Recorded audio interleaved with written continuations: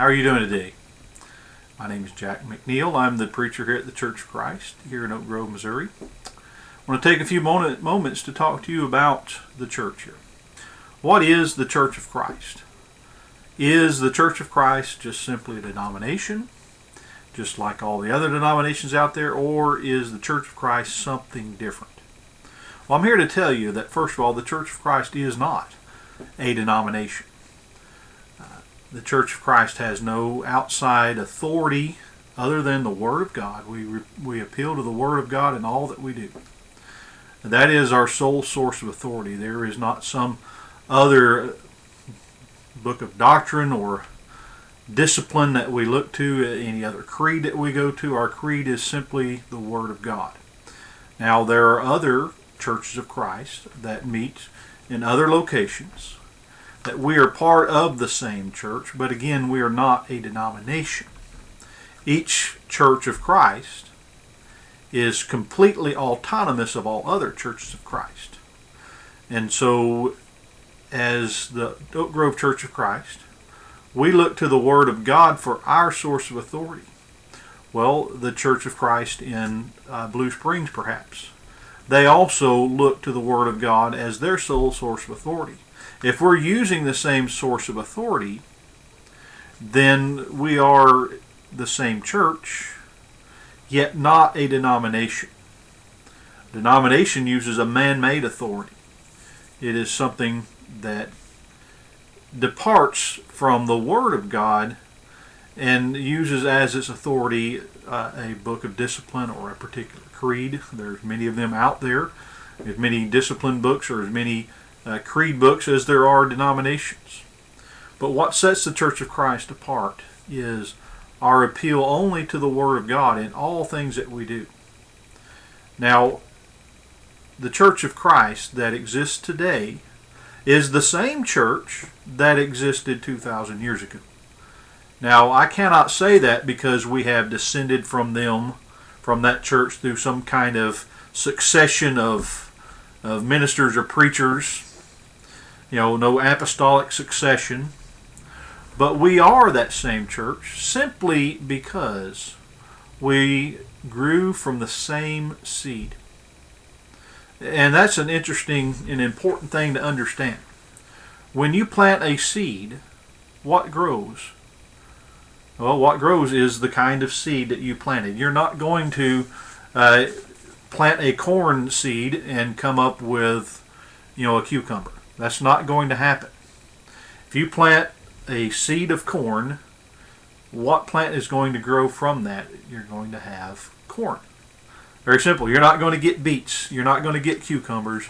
You're not going to get onions. And so you plant the same seed, you have the same crop. In Luke chapter 8,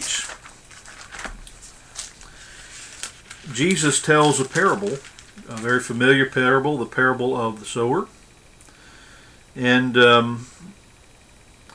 it simply says, beginning in verse 5, a sower went out to sow his seed, and he sowed some, and as he sowed, some fell by the wayside, and some was trodden down, and the fowls of the air devoured it. Some fell upon a rock, and as soon as it was sprung up, it withered away because it lacked moisture. Some fell among thorns, and the thorns sprang up, and it choked it.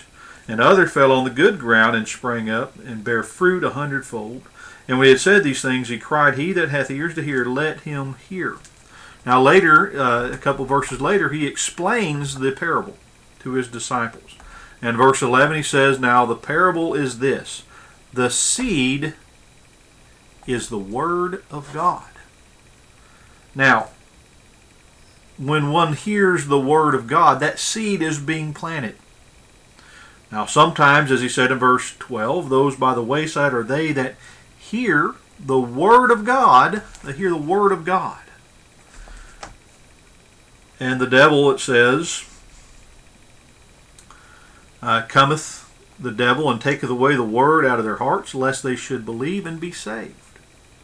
They on the rock are they which when they hear, receive the Word with joy. But these have no root for a time, for a while and a time in temptation they fall away. And that which fell among thorns is that are they which, when they have heard, go forth and are choked with cares and riches and pleasures of this life, and bring no fruit to perfection. But on the good ground are they which in an honest and good heart have heard the word, and keep it, and bring forth fruit with patience. And so what comes from the seed of the Word of God, what grows in the soil, is a Christian. And so, some Christians are choked out by the cares of this world. Some Christians, they lose their faith and they turn away when trials and tribulations come. But some receive the Word and they become fruitful Christians, and they grow as Christians. And so you take that seed and you plant that seed in a good and honest heart, you're going to have a Christian. You plant the same seed in another person's heart, you're going to have another Christian. And when there are multiple Christians in one area, then you have the local church. The church universal is all those Christians that have obeyed the Word, that have grown from that exact same seed, wherever it's planted. I take a corn seed that I grew here in Missouri, and I might go to California and plant that, and that same seed's probably going to grow there. I take it to Europe. I plant it in France somewhere. It's probably going to grow. It's going to produce the same fruit. I take it to India. I plant it there. It's going to grow and produce the same fruit. Over and over. And it doesn't matter how long has gone between the time that plant and that seed grew and the time it was planted. Were some seeds that were found in an old tomb in Egypt, I think. They're sealed in a container. They were several thousand years old. They were able to take those seeds from that container and plant them, and guess what? Some of them germinated and grew into what? The exact same plant that the Egyptians had grown thousands of years ago. And so there is the seed principle. You plant the Word of God, you're going to produce a Christian. You change that seed, you plant something other than the Word of God, you're not going to have the same thing. The New Testament church is not going to grow out of a seed that is planted, which is a human creed or a human doctrine. You're not going to, something may grow, and it may look like the church, but if it's not growing from the same seed, it is not the church. In Matthew chapter 13, Jesus told a number of parables, including he told the parable of the sower. But there's another parable that he put forth in there. And it's found in Matthew chapter 13, beginning in verse 24. It says, "Another parable put he forth unto them, saying, The kingdom of heaven is likened unto a man which sowed good seed in his field. But while men slept, his enemy came and sowed tares among the wheat and went his way. And when the blade was sprung up and brought forth fruits, then appeared the tares also. So the servants and the householder came and said unto him, Sir, didst thou not sow good seed in the field? Whence then hath the tares?" And so what happens here is the wheat and the tares, they grow together. As they are young and tender, they look the same. They're both a grass type of plant. They grow a blade of grass.